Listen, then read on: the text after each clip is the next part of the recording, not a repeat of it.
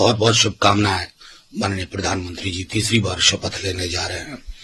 ऐतिहासिक दिन तो तब हो जब आज से नया इतिहास हो। सर्वधर्म समभाव की बात अचानक से करने लगे हैं 2 दिन से।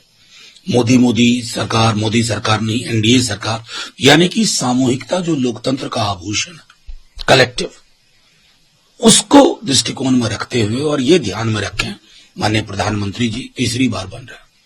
इस देश का चरित्र महासागर वाला है, इसे तालाब मत बनाइए।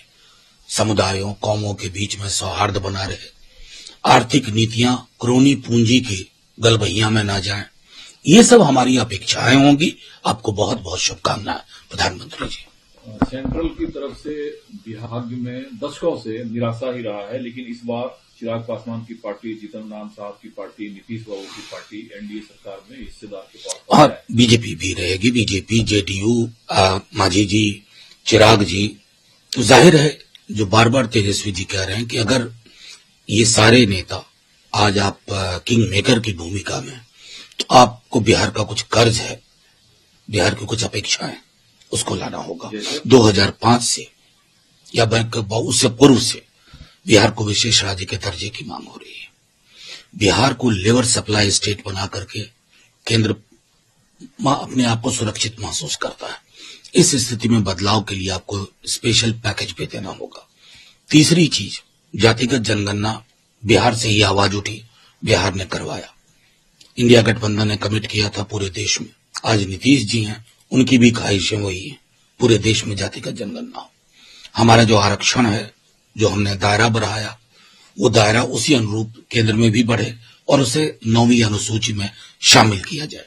ये तो मोटे मोटे तौर पर जो 4-5 चीजें जिसके लिए सब कभी न कभी बोलते रहे। आज बिहार को ये सारी चीजें हासिल हो, ये हमारी कामना होगी। दूसरा, नीतीश बाबू को लेकर प्रूफ के साथ दावा किया कि उनको इंडिया ब्लॉक की तरफ से प्रधानमंत्री पद का ऑफर किया गया, हमने ठुकरा दिया क्योंकि यही इंडिया ब्लॉक है जो उनको संयोजक बनाने को नहीं। खैर, ये तो इस पर मैं टिप्पणी नहीं करना चाहता। मैं और मेरी पार्टी सब कुछ जानते हैं, किसने प्रस्ताव दिया, नहीं हुआ। ये हम ये बार बार कह रहे हैं कि नीतीश जी की बहुत बड़ी भूमिका थी इंडिया गठबंधन को सीमेंट करने में। पटना से ही शुरुआत हुई थी। अब वो इतिहास का एक अलग कालखंड था, उसको छोड़ा जाए। अभी जो बार बार तेजस्वी जी भी कह रहे हैं कि अगर इतनी बड़ी भूमिका में नीतीश जी, तो ये मौका है कि बिहार पर, मतलब केंद्र पर जो बिहार का कर्ज है वो उतारा जाए। किसने प्रस्ताव दिया, नहीं दिया, ठुकरा दिया, स्वीकार किया, ये सारी चीजें राजनीति में ऐसी चीजें होती हैं कि कब क्या बदले, इसको प्रेडिक्ट। देखिए, कोई भी व्यक्ति जो राजनीति में है वो सपना नहीं देखे। क्या मोदी जी के मंत्रिमंडल में जो लोग हैं जो उनके साथ सपना नहीं देख रहे हैं? तो वो एक ऐसी चीज होती है जिसमें कई सारे फैक्टर्स काम करते हैं और उसके आधार पर निर्णय होता है। अभी मैं मानना हूं ना, मैं बार बार दोहरा रहा हूं कि कई मीडिया के साथी भी हनीमून फेज में तलाक के लक्षण ढूंढ रहे हैं। ऐसा होता नहीं है। Honeymoon is honeymoon.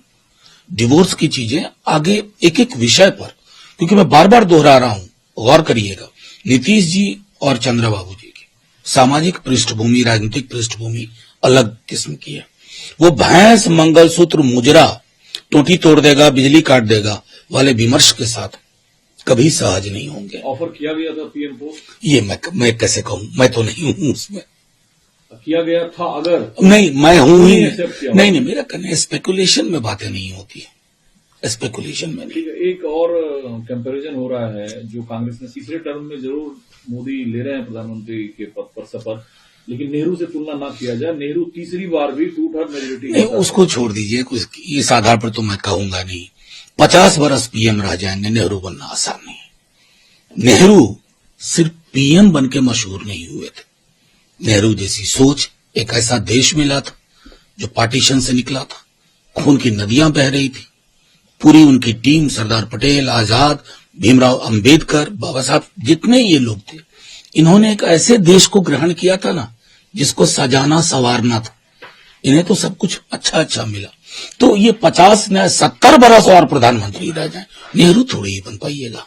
कल जो सोनिया गांधी ने कहा कि वो मिली है, अब जब वो संसद भवन में आए तो उन्हें जवाबदेही का आह्वान करना चाहिए। जो विपक्ष के प्रति उनका रवैया रहा, जो विपक्ष को सस्पेंड कर दो, बिल पास करा दो। मैं उम्मीद करती हूं कि उस दायरे से मोदी अब बाहर नहीं, ये उम्मीद हम सबको है। जब वो हमारे संविधान को चूम रहे थे, नमन कर रहे थे, तो ये सारी चीजें रिटोरिक लगती हैं, सिंबॉलिक लगती हैं। अगर मनसा वाचा कर्मणा में आप संवैधानिक मूल्यों को नहीं उतारते, विपक्ष के लिए किस तरह के शब्दों का आप प्रयोग कर रहे थे? अपने विपक्ष को नक्सली, टुकड़े टुकड़े कर, ये होती है जुबान। आप एनडीए के अब हैं, आप अच्छी बात है, आप मोदी सरकार नहीं बोल रहे हैं खुद भी। वैसे आप तो अपने नाम में खुद जी लगा के बोलते हैं, मोदी जी। मैं पहले व्यक्ति मैंने देखा मेरी कि अब संवैधानिक मूल्यों पर चलिए, विपक्ष के साथ संवाद करिए। अपने 150 एमपी सस्पेंड करवा दिए, ऐसा होता है? ये कौन सी डिक्टेटोरियल पॉलिटिक्स के लिए यहां जगह नहीं है। एक सर आखिरी सवाल है, जिसे हम दक्षेश कहते हैं। 10 देश के ज्यादातर देशों से मेहमान आए हुए हैं, और क्या इससे भारत का लोकतंत्र छोटा नहीं होता है? जब ममता बनर्जी कहती हैं कि मुझे इन्विटेशन नहीं है, होता भी तो मैं शपथ ग्रहण में नहीं जाती, जबकि वो एनडीए की हिस्सा रही है, या बीजेपी की तरफ से आप लोगों को लगता है वो सम्मान नहीं मिला, जिस वजह से आप लोग देखिए, कर रहे हैं? इतनी मर्की पॉलिटिक्स की है, इतना जहर घोला, बाहर सांस लेने को दिक्कत कर दी थी चुनाव के दौरान। कितना जहर, हिंदू मुसलमान, हिंदू मुसलमान। पहले तो उस जहर को कंट्रोल करें। मोदी जी कहें कि ये जहर मैंने घोला था चंद सीट और पाने के लिए, वो जहर। मर्यादा पुरुषोत्तम भी वही कह रहे हैं। अयोध्या का जो संदेश है ना, मर्यादा पुरुषोत्तम भी यही कह रहे हैं कि अगर मेरे मंदिर की इनॉग्रेशन का श्रेय लेना चाहते हो तो मेरे व्यक्तित्व का कुछ हिस्सा ले लो। वो संभव ही नहीं दिख रहा। इन्विटेशन आपको भी नहीं है? अभी तक तो आया नहीं है, लेकिन पूरे विपक्ष की ओर से, इंडिया ब्लॉक की ओर से खड़गे जी जाएंगे, ऐसा सुना है।